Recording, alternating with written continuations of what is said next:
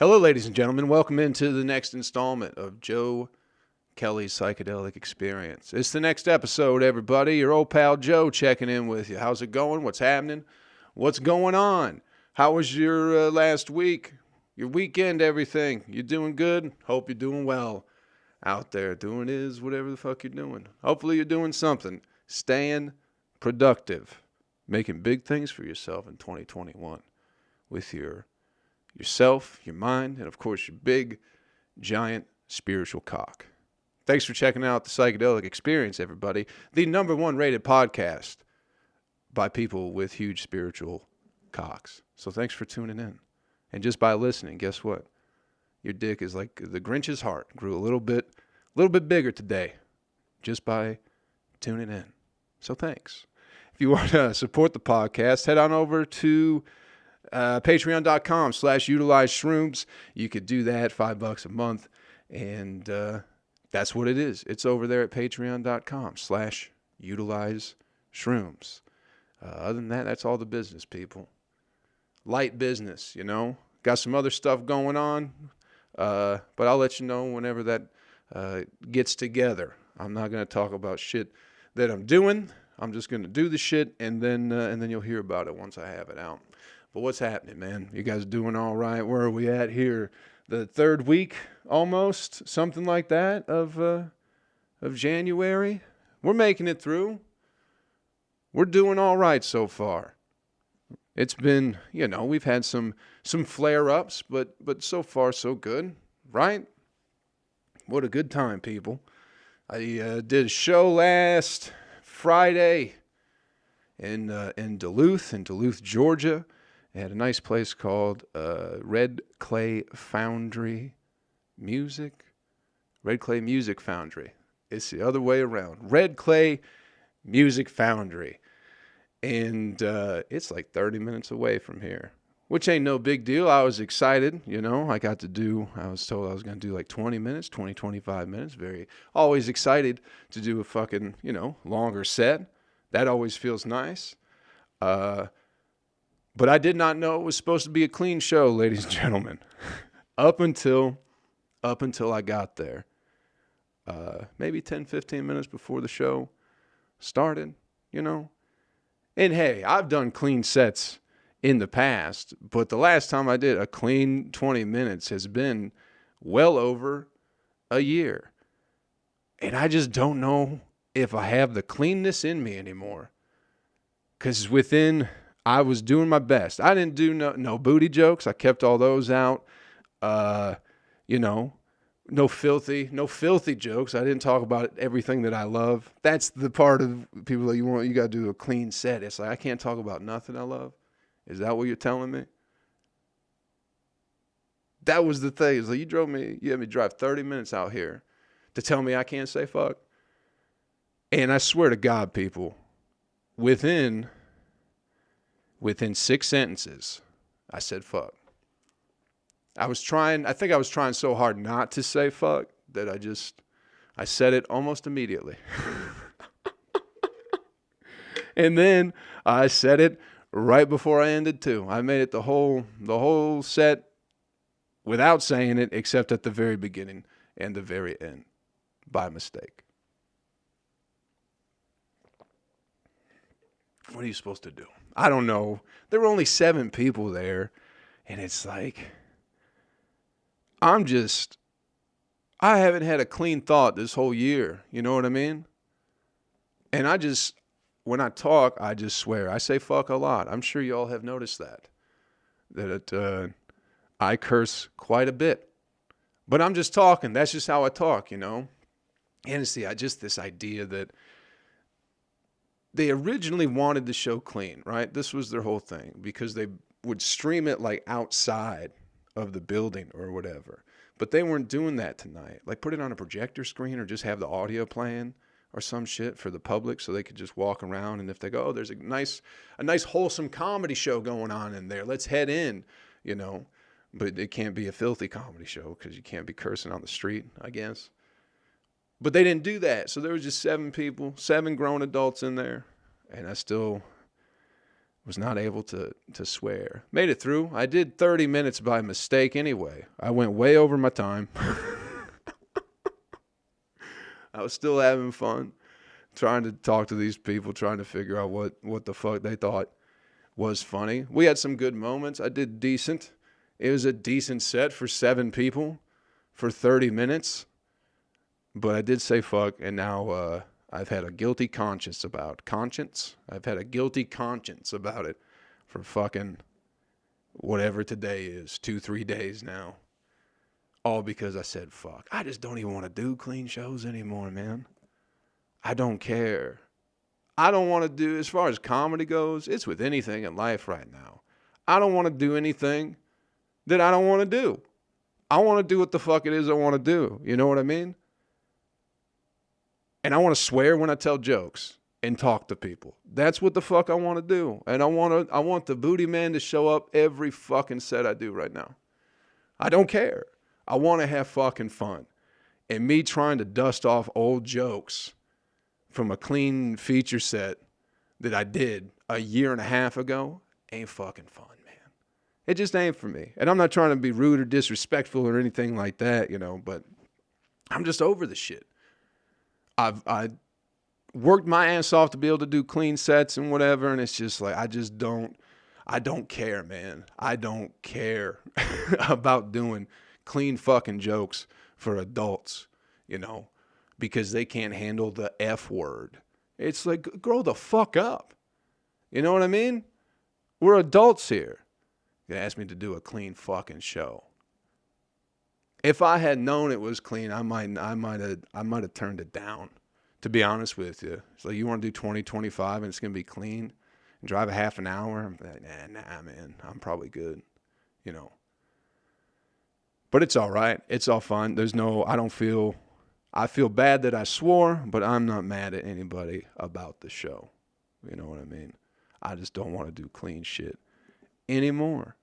I want to do what the fuck it is that I do, man. I've worked so hard at doing the thing that I do, and then people, hey, do you want to kind of do what you do? And it's like, no, I do what I do. And I talk about eating ass, and I say fuck when I do stand-up. And the truth of the matter is, people fucking love it, man. I swear to God they do. I've dealt with it so much from doing stand-up, where you go up there and you, like, people are like, they're worried about your jokes being dirty or whatever. You know what I mean? But I'm not bullshitting anybody. That's my whole thing with swearing and talking about all the shit that I talk about that's considered dirty or blue or whatever the fuck it is. It's like, I don't think of it that way. So when I'm saying this shit, like, I think people take it differently because they know I'm not being like an offensive dude. I just am who I am. And I think people pick up on that during sets. You know what I mean? I swear to God, I've made people laugh at eating ass jokes or whatever it is that would normally have no business laughing at those jokes. But I think because it's a genuine thing, people respond to it. My first fucking tryout at the club in Nashville, you know. I did like a Wednesday. Mary Lynn Ricecub was headlining that night. She was doing a one-nighter. What was she, Chloe on 24 or some shit like that? I saw her like a year and a half ago. That lady is I've only met her twice, but she has been one of the kindest fucking people. And she's just real fun to hang out with. That lady's dope as shit. Mary Lynn Ricecub's cool as fuck. Like, one of the coolest famous people or whatever that I've ever met has been Mary Lynn Ricecub. She's so dope and just she's weird and funny and just like, I don't know, kind of a spazzy way. She's great. I love her to death. But I was doing that was like my test show. Because I guess I've done some like showcases or whatever and have done well on those. But this was like my first real show, you know. So there was a host who did like 10, 12, and then I was doing like a 8 to 10 minute set, and then there was a feature in Mary Lynn Ricecub. But nobody told me that I couldn't do what the fuck I had planned to do. No one said a goddamn thing about the context or the content. And it's sold out on a Wednesday, and Zany's in Nashville is like 350. You know what I mean? Like 350 people packed in this room. And I've never done comedy at a sold out show before. or anything like that, man. It was awesome. It was so much fun. And I fucking ripped it, bro. I'm not trying to toot my own horn or blow smoke up my ass, but I fucking ripped it. And I only had one eating ass joke back then. Even in my young days, I was still talking about it. I'm still trying to make it good. But it fucking, bro, I told the joke in the room, fucking, the roof blew off the fucking thing. And it was so much fucking fun. And then as soon as I got off stage, the guy who gave the checks was like immediately in my face and was like, you can't talk, no dirty jokes, no talking about ass, don't say fuck, whatever, blah, blah, blah. Like immediately, like killed the buzz I had. But then, so I felt bad, you know what I mean? I didn't know I wasn't supposed to do that or whatever. And anyway, they started booking me anyway. But I couldn't, if I was going to host or whatever, I couldn't do that. But it was so confusing because apparently they were like, he was apologizing to Marilyn for the joke on my behalf while I was still on stage. And she could not give a shit about the joke. You know what I mean? She did not care at all. She just was happy that people were laughing, And then from the business side, they're like, you're being too dirty. And I was like, oh, but I didn't even know that was a thing. I thought if the whole room laughed, I didn't think anybody would say shit to me. You know what I mean? But, you live and learn, I guess, people. But I've been dealing with this shit forever. And people, you got to be clean. It's like, why, man? These people, they get it. They get what I'm doing. You know what I mean? I just don't want to do it, especially at this point. Especially at this point in the world, I don't want to try and have to tap dance more than I fucking do for people, man. If you want like a 10-minute little yuck set where I don't say fuck, that's fine. But I don't want to close any shows doing clean material anymore. I just don't care about it. I really don't. My heart's not in it. I'm trying to dust off the old van jokes, and my heart's not in that too because it's not like a real thing to me anymore. So maybe I need to go back and work on those jokes. But the van jokes are old, and it's just like, and that's the thing. It was a moment. If I ever do like an album, I'll try and get the van jokes on it. But it was just, the moment has passed, people. My life, I've moved on. So the material and shit has changed. Everything, how I deliver jokes, everything's changed. But now I can't, sometimes pussy is a punchline, And then now I'm going to try and say vagina. Vagina is not as funny as saying pussy. I got a joke about writing on bathroom walls, and there's a thing where I say fuck Chuck. And it's just the two ucks that rhyme together that people like. It's a funny sound to it, And then I try and switch it to Chuck sucks when I have to do it clean. And it's like, there's still the ucks to it, but it just doesn't hit as hard as when I say fuck Chuck. It's just something I've noticed about people. But I'll switch it up if I fucking have to for 10 minutes, whatever. Just over the shit, people. Over it. Don't want to be doing clean jokes no more. Good Lord, we're deep into the podcast already, and I haven't talked about a goddamn thing but clean material. So, I don't know. What's going on in the world? What's going on in your world? You getting microchipped, are you? Are you all out there getting your microchips, your fucking vaccines? That are secret microchips. Y'all doing that?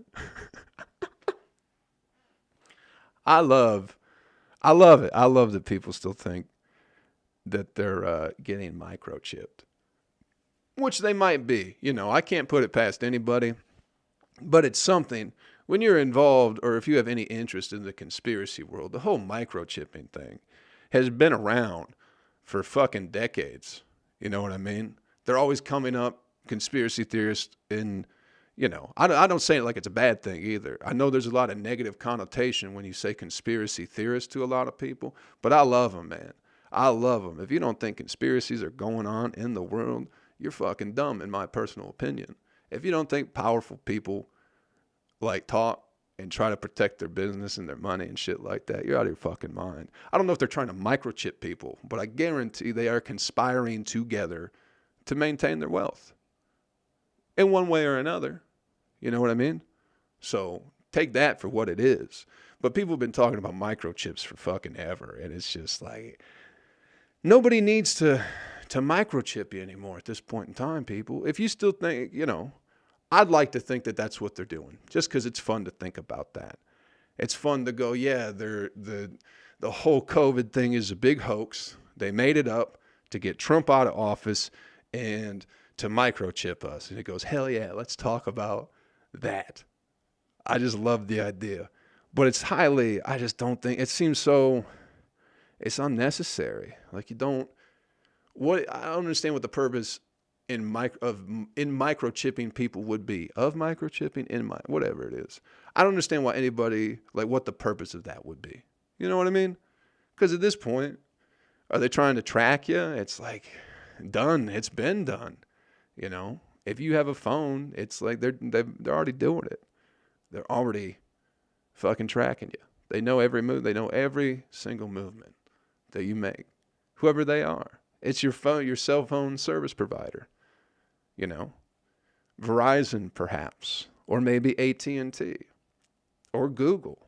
They know where the fuck you've been. They know where you go and when you do it. It's not, And what value does that information have?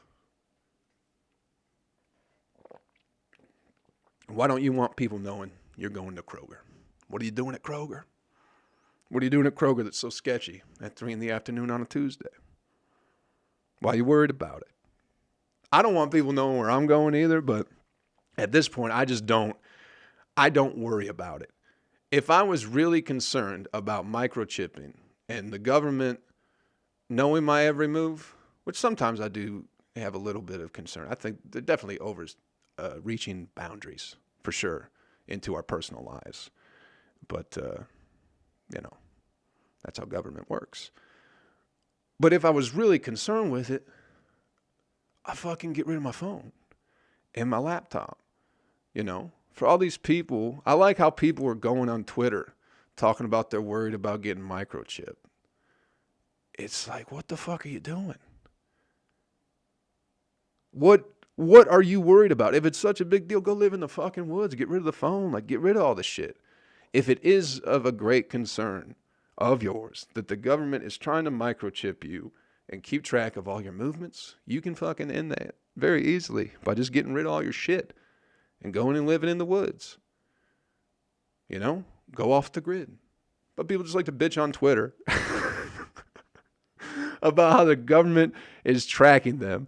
And then they get on Facebook and they go, hey, I'm at TGI Fridays right now at this very moment. Let me have a picture with a timestamp and a fucking exact location, and I'll let you know who I'm with, But they're like, hey, I'm worried about people figuring out where I'm at. And it's like, you're already letting them know.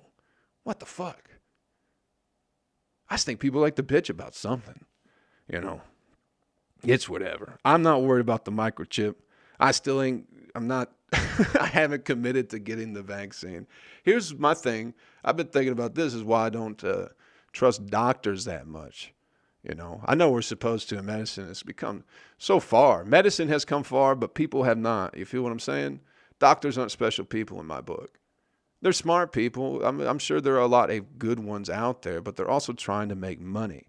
So my thing is like, when I was a kid, some doctor told my mom or told my parents that I had asthma, like real, real bad asthma or whatever. And I might have had, some respiratory problems or some shit like that. But I mean, I was like medicated, dude. Like had 2 or 3 inhalers, fucking had some kind of liquid medicine that I'd have to take. I think I had like 2 medicines I'd have to take every morning. And then once a week I'd have to take some other shit.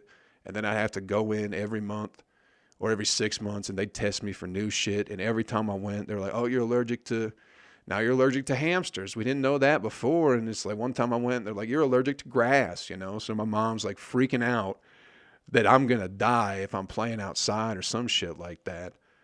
But after like 4 or 5 years, I forget. I mean, it was longer than that. I think she stopped at one point. My mom's kind of a hippie too, in a way, Yeah, that's probably where I get it from.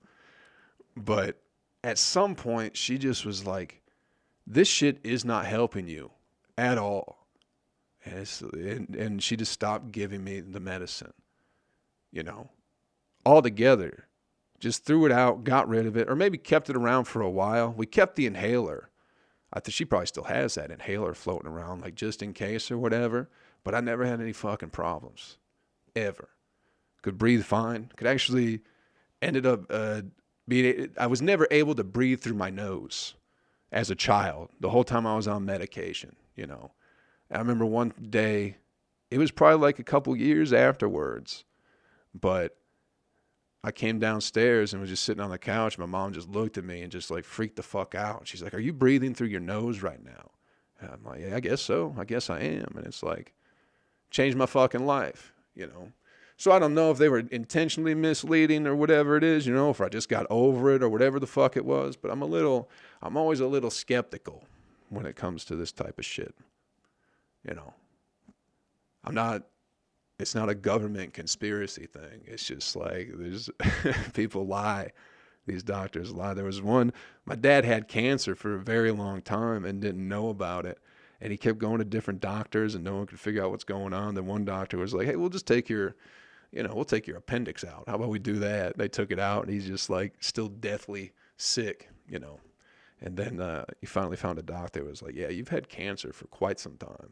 And we're surprised that no one found it." You know.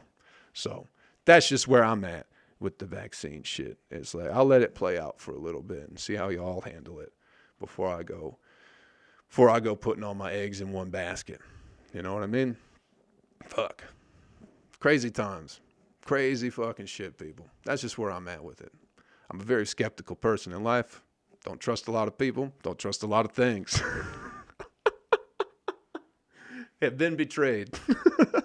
So forgive me if I'm not first in line with you for the vaccine. But please, if you get one, let me know. Let me know how you feel. I genuinely would like to know. If you're out there, let me know, and you got one or you know someone. Like I'd love to talk to somebody who either has gotten it or knows somebody who has.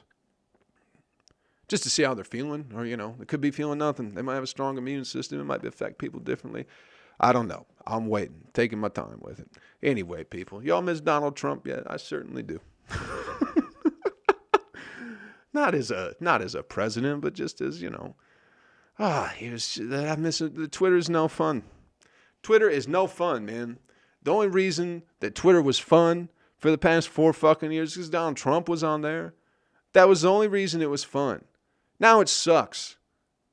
Why'd you have to go and do that? You took away my fucking fun. Whatever, you fucking planned a coup or whatever it is. Planned the coup with the fucking meth head Walmart employees. Get the fuck out of my face. I don't buy it. But he incited them, whatever it is. But hey, here's my whole thing. I don't think anybody should be banned from Twitter. I think people should say what the fuck it is that they think or whatever. My thing is now I want to know what these fucking lunatics are up to. You know what I mean? All these fucking crazy people planning shit, planning insurgents or whatever the fuck it is, planning takeovers of the government. They're doing it on Twitter. You know what I mean? So everyone was able to keep up with it. And now it's like, well, let's make them go hide underground. And it's like, not only are you taking away the fun, but I think it's much more dangerous to silence hateful people. They're like, oh, you can build a bigger following with your hatred or whatever. And it's like, it ain't gonna be that big. I don't think most people buy in. I hope most people are smarter than that. But I support hate speech. I do. Because I don't think you're necessarily hurting anybody by saying words, especially hateful things. And again, I want to know who the hateful motherfuckers are so I can keep an eye on them. So I can see when they're fucking coming. You know what I mean? You silence all that hatred, it's not going to go away. You're just not going to know about it until it's too fucking late now. You see what I'm saying? Like, that's how I feel about it. Like, why can't people just be hateful in words? I think it's good to keep an eye on that shit. But you're going to send them underground, and then when they come around again, you're not going to fucking know about it because you wanted to silence them. But you can't silence a feeling. You know what I mean? That's what hate is. It's a feeling. Hate's not a word. It's a feeling in your soul. So whatever way you express that, it's like hate speech is like the least. That's like the least damaging way of expressing hatred, I think, is through speech. Because there are a lot of other ways that you can express that feeling that are going to cause a lot more damage than some fucking words. Do you feel what I'm saying, people? All thoughts from the mushroom, people. I don't know if that makes sense, or if that's trippy or whatever, or if you think I'm full of shit, whatever. But that's how I feel about people using hateful words. I support it because I want to know who these people are. And when you give them a playbook and tell them the things that they can and cannot say, that's why you got a bunch of fucking chameleons living amongst you, a bunch of demons, because you gave them the playbook. So everyone knows how to act and behave, even if they are filled with hate and rage. They know not to say anything, but they pretend, and that's how people get tricked into shit. Bunch of chameleons walking around, bunch of people, phony fucks, man. Because you gave them the playbook. You gave them the good person playbook. We don't say these words and you can be fine around us, but it's like, but I feel those words. You know what I mean? Some people feel that shit still, but they know not to say it. And does that make society better? Maybe, but you're still not addressing the feeling. You know what I mean? You're addressing the words, but you're not addressing whatever that fucking feeling is in the soul. Hatred. Just a thought. Just a playful thought, people. We're getting heavy on a Monday. I like this. Getting you ready for the week. We're going deep in these waters out here today. I love it. Let's, I'm just going to miss Donald Trump on Twitter. It was just so fun. I know he's a piece of shit, dumb asshole, whatever. But he's very entertaining. And even the people responding to his Twitter are very entertaining too. But let's get you the fucking animal video clip of the week and get you out of here. This one, people, very happy ending on this one. Very, very happy ending. No guts, no gore. I'm going to pull up the account so I can give you, in case you want to check it out. It's a neat little video. It's on Instagram, of course. It's called at claws.n.wings. Claws and wings. And it's a great account.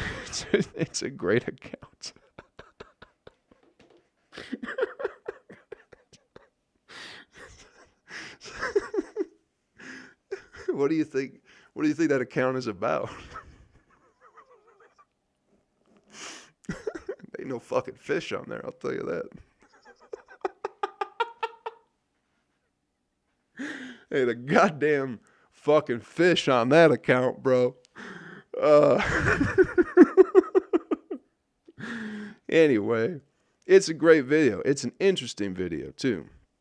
But go check it out if you want to. It starts a little late, so you don't see the build-up to how everything plays or everything goes down to begin with, right?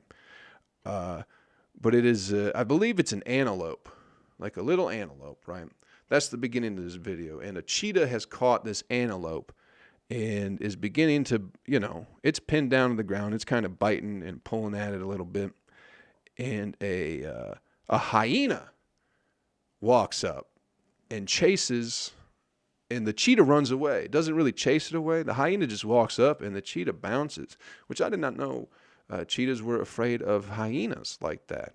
Hyenas are a little bit bigger than cheetahs, but I just thought, I don't know. I always thought if a cat was eating, like a big cat, and you came up, it would just buck up and fuck up whatever came up. You know what I mean? I've just seen enough like house cats be complete dicks to giant dogs that I figured that cheetah would just fuck that hyena up, But it took off, and then the hyena starts biting, at the antelope and kind of pulling on it. But the cheetah didn't go far enough away. So the hyena then runs and tries to like back the cheetah off a little bit more. And it runs towards the cheetah. And as it turns around, the antelope was playing dead the whole time. Hopped up and fucking bolted. It's a beautiful thing.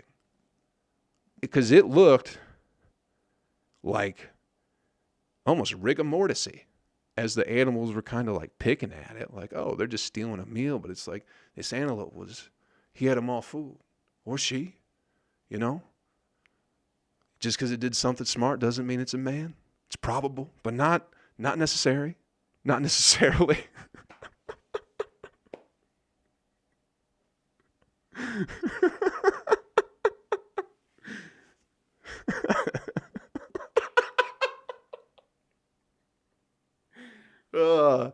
I can't make it through one. I can't make it through a podcast without somehow throwing a jab at women. It's too fun, ladies. It's too fun. And that's, I'm checking the stats. A lot of you ladies, y'all are listening. And I hope, I'm just teasing, just having fun with you. All right? I still haven't gotten any angry feminist letters, and I feel like I'm not doing my job until I get at least a few of those, But, fascinating video. There's no real breakdown to it. I just figured I get the jab in at women, and y'all could go check out the happy ending to the video, because it's pretty neat, If you're ever in trouble, just play dead. And then if trouble doesn't eat you, because that's the thing is like the antelope's playing dead or whatever. But what if the hyena did not go after the cheetah afterwards? Like you'd just be playing dead while you're getting killed. Kind of defeats the purpose, But good on the antelope, maybe because, I guess because the hyena thought it was dead and it felt like it needed to handle business. I guess that's how playing dead works, right? Interesting stuff, people. Interesting. Send me your animal video clips of the week. I'd love to see them. Again, you can go to @claws.in.wings on Instagram and find that video. There's also a Texas Predator. Or Predator Texas? I think it's Predator Texas. Texas Predator would be a terrible name for an animal Instagram account. Great name for a Republican politician, though. You know what I mean, people? Wah! All right. Hey, man. Thanks for checking out the podcast, everybody. I appreciate y'all. I hope you have a great, fucking fantastic week. I hope you're doing well, handling all this shit, all the winter shit. And you see Italy, the thing in Italy where people were just at restaurants and they just were like, hey, fuck everybody. We're going back to living. I like that. I respect that, I get that you're not supposed to do that. You're supposed to get the vaccine first, but fucking salute to fucking Italy for just doing whatever the fuck they want to do. They're like, hey, we're not leaving. We're going to sit here. We're going to eat. Everyone can get fucked. We're doing what we do. Love it. So, but you stay inside, you stay inside, stay warm, all that shit. If you want to support the podcast, head on over YouTube, patreon.com/utilize shrooms, everybody. You can support it $5 a month. I'm going to start doing some live stream stuff too on Twitch. I got a few different accounts set up, so I'll keep you posted on that shit as it comes. Keep an eye on the Instagram and all. My Instagram account, Facebook, all that shit. I'll let y'all know when I'm doing some stuff. But that's it, man. Hey, thanks for checking it out once again. Enjoy the rest of your week. I hope we had some fun together today. I hope you enjoyed yourself. Take care of yourself. Take care of somebody else, and I'll catch you all around. Later.